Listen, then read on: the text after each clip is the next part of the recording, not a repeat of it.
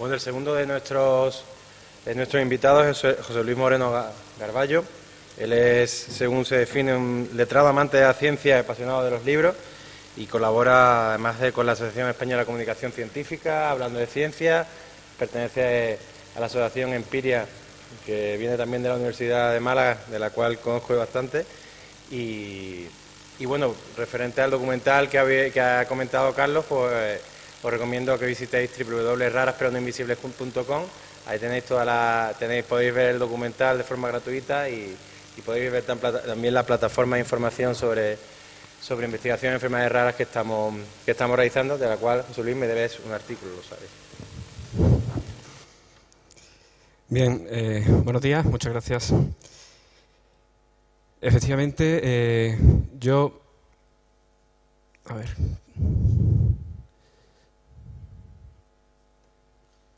Ahora.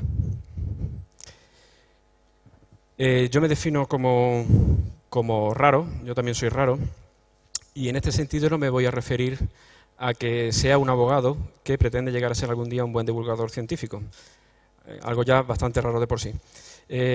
Hoy os voy a hablar de una rareza que tengo, una situación personal, y es que soy un enfermo de fiebre mediterránea familiar, que es una enfermedad rara o huérfana de las que estamos comentando hoy aquí. Para que comprendamos, para que veamos lo rara que puede llegar a ser, los últimos estudios de hace unos meses nos dicen que hay aproximadamente 150.000 enfermos en todo el mundo. Eso realmente es una proporción de la población, por fortuna, muy pequeña, muy pequeña. Entonces, eso tiene una serie de consecuencias, como ya nos ha comentado Litos antes, que más tarde intentaré explicar con detalle. En definitiva, la fiebre mediterránea familiar es una enfermedad autosómica recesiva, es una enfermedad que provoca un desorden inflamatorio sistémico, es decir, en todo el organismo, que cursa principalmente con fiebre, y los otros síntomas principales son la serositis, que es la inflamación de los tejidos que rodean el pulmón, el corazón, el intestino, etcétera, etcétera. La sinovitis, que es la inflamación igualmente de las articulaciones, rodillas, tobillos, muñecas, y cursa fundamentalmente también con un fuerte dolor abdominal. En cualquier caso, la complicación más grave, más importante de esta enfermedad es la amiloidosis.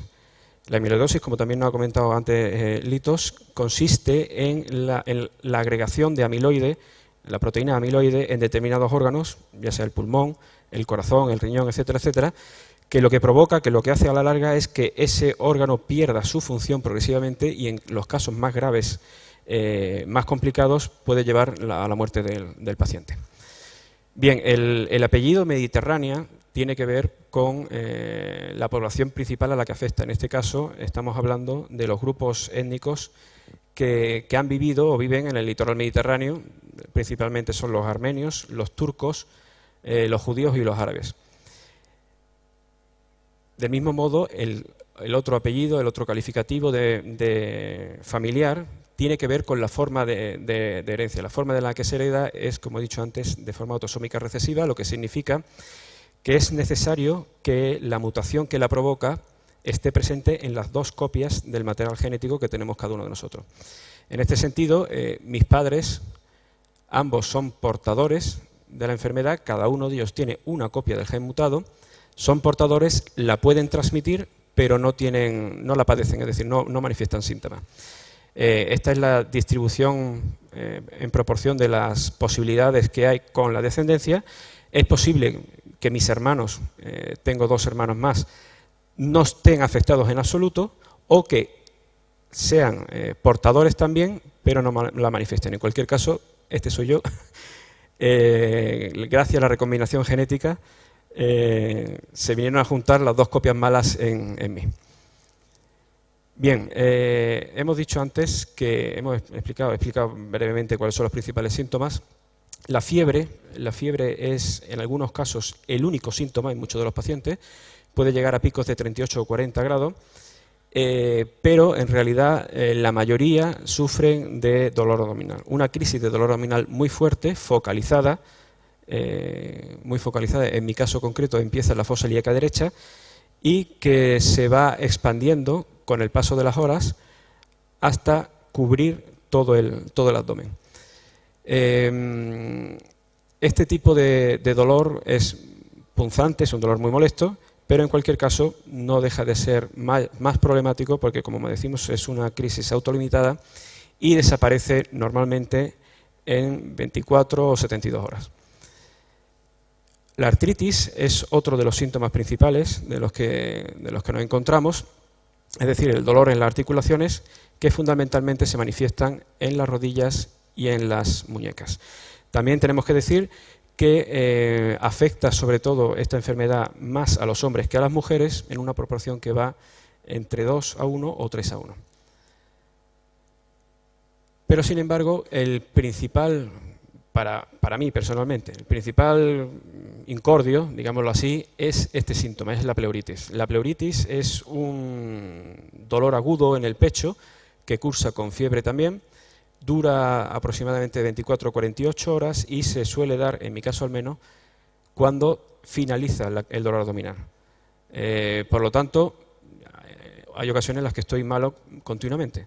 Este tipo de dolor es muy molesto porque impide respirar, impide dormir bien, no se puede estar sentado, no se puede estar tumbado, en fin, es muy complicado y todo eso me llevó a acudir a la unidad del dolor para intentar encontrar un tratamiento, pero la verdad es que las cosas no fueron demasiado bien.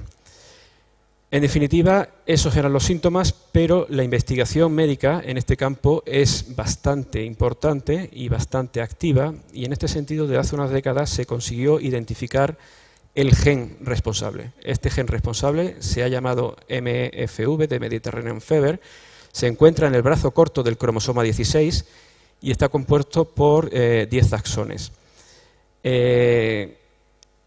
Según la base de datos de Infeverse, a fecha, creo que lo miré en octubre, se han encontrado 298 variantes o variaciones alélicas de este genoma, de este gen responsable de la enfermedad familiar, la mayoría de las cuales se sitúan en el exón número 10.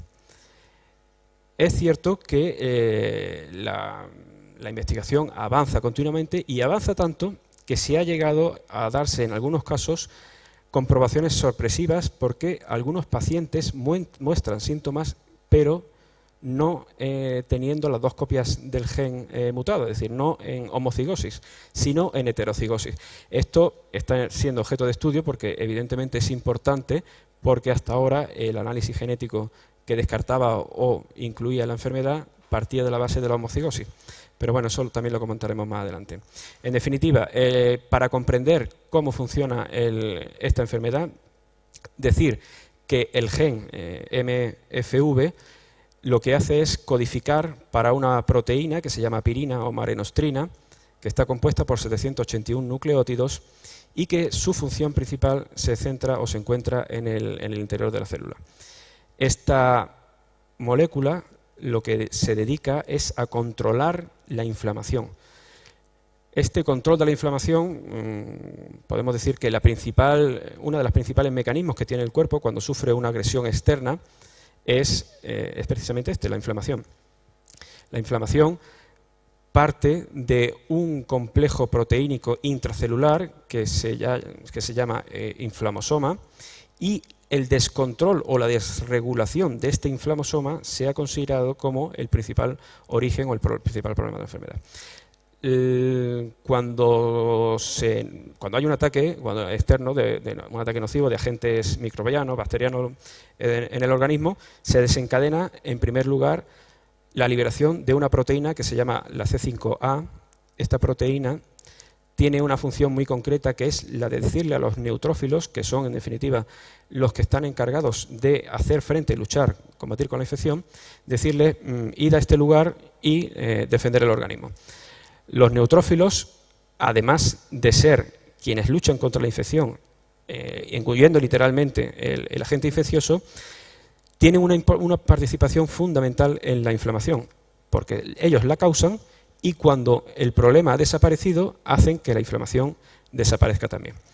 Por lo tanto, en el caso como el mío, en el que la pirina es defectuosa por esta mutación en el gen, no se transmite la información correctamente, hay una pérdida de control y la caspasa 1, que es una enzima, no le dice a las proteínas C5a, oye, parad, que ya está solucionado el problema, dejad de enviar neutrófilos.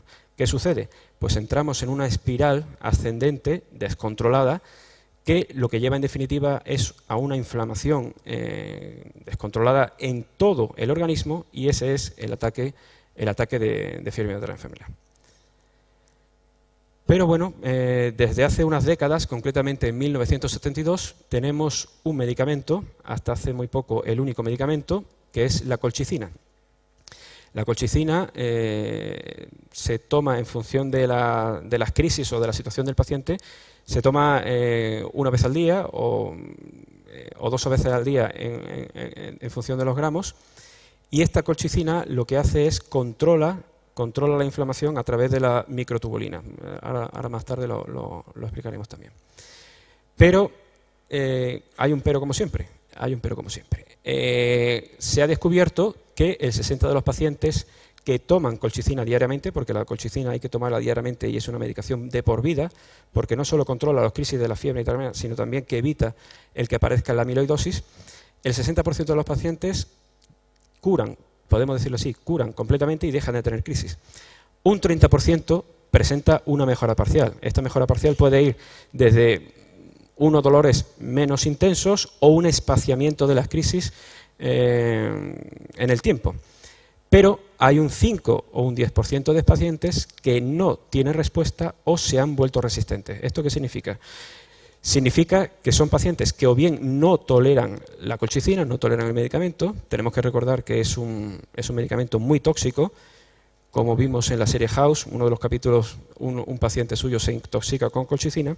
Entonces puede venir por ahí la falta de respuesta o porque el organismo se haga tolerante y deje de cumplir su objetivo. De nuevo, la rareza en mí es que yo estoy en este pequeño porcentaje de pacientes a los que la colchicina ha dejado de funcionar. Pero bueno, la ciencia avanza continuamente y por suerte contamos con unos medicamentos biológicos que lo que hacen es actuar como antagonistas de la interleuquina 1. La interleuquina 1 se ha descubierto que es una de las principales protagonistas de la inflamación. Junto con el inflamosoma y junto con la interleuquina, los científicos pensaron en bloquear la actividad natural de esta interleuquina 1 beta y lo hicieron a través de este medicamento. Ese medicamento, aquí es la colchicina, la actuación, y el medicamento es el anakinra, que lo que hace es anular la actividad de la interleuquina 1, que en definitiva es la que desataba la inflamación. Bueno, yo hace exactamente 5 días comencé el tratamiento con este medicamento, por suerte, después de muchos años de lucha. Evidentemente es muy pronto para decir si tendrá o no tendrá resultado, pero en cualquier caso, para mí personalmente se abren unas perspectivas de futuro mucho más favorables. ¿Yo qué conclusión saco de toda esta situación? Porque no se trata de explicar aquí lacrimógenicamente lo que sucede. Mi experiencia personal lo que me lleva a pensar es que los pacientes somos quienes tenemos que estar más informados acerca de lo que nos sucede. Es decir, tenemos que ser o llegar a convertirnos en especialistas de nuestra enfermedad por el principal motivo, y es su desconocimiento. Es decir, cuando un enfermo de fiebre intravenosa familiar acude a un hospital de urgencia manifestando que sufre dolor abdominal fuerte, fiebre y que ha aparecido de forma brusca, todos sabemos o imaginamos qué es lo que hará el médico de urgencia. Pues efectivamente, la mayoría de nosotros acabamos en el quirófano siendo operados de apendicitis o con la laparotomía exploratoria, que a la postre se revelan innecesarias. Entonces, para nosotros es esencial, yo considero que sepamos cómo se provocan las crisis, qué es la enfermedad en sí y cuáles son los últimos avances científicos que se están produciendo. No es difícil hacer un seguimiento de la literatura científica en este campo. Por eso las asociaciones de enfermos son muy importantes para apoyar esta labor. De la misma manera, como hemos dicho, el principal problema es el diagnóstico. Tanto es así que cuando a mí comenzaron los síntomas hace unos 18 años, era casi completamente desconocida. Pasé por numerosos médicos. Ni los médicos de atención primaria, ni siquiera los especialistas en medicina interna, llegan a tener un conocimiento lo suficientemente amplio como para poder tratar esta enfermedad. Pero bueno, esa es la cruz. La cara la representan, y es lo que me hace a mí levantarme con optimismo todas las mañanas, es la cantidad de gente implicada en el estudio, en la investigación de este tipo de enfermedades. Ellos son los importantes. Son los importantes porque de ellos depende nuestro bienestar, mi bienestar. Entonces nosotros, como sociedad, tenemos que ser conscientes de la importancia de la ciencia biomédica en particular, y presionar para que la Administración no ponga trabas a la investigación, sino que favorezca, facilite esa investigación. La educación básica, la educación que se entrega a todas las personas, es otro pilar importante.